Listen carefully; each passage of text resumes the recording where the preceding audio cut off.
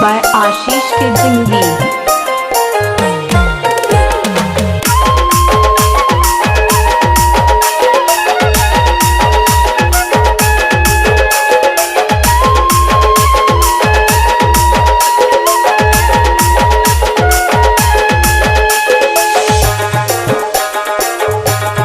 Presented by Ashish Ki Zindagi।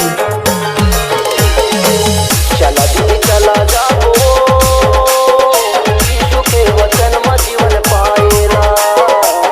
चला भैया चला जाओ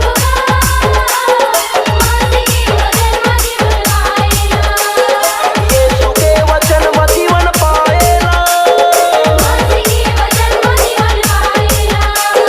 यीशु के वचन में जीवन पाएला। मसीह के वचन में जीवन Presented by Ashish Ki चला Zindagi। दीदी चला जाओ यीशु के वचन में जीवन पाएला।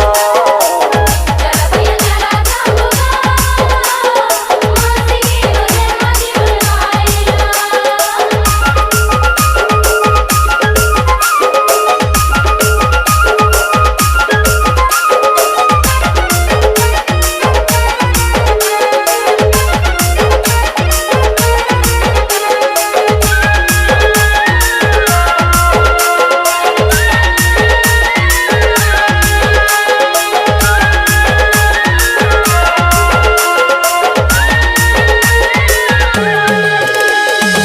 यीशु हवे जीवन के दुआ, मसीह हवे जिंदगी के आधार।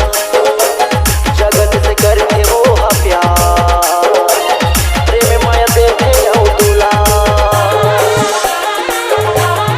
Presented by Ashish Ki Zindagi।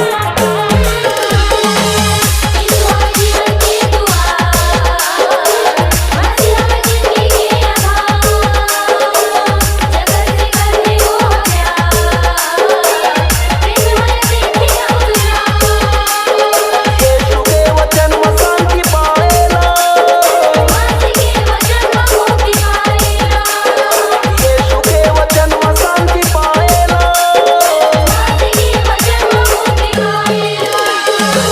चला दीदी चला जाओ यीशु के वचन में जीवन पाएला। चला भैया चला जाओ मसीह के वचन में जीवन पाएला।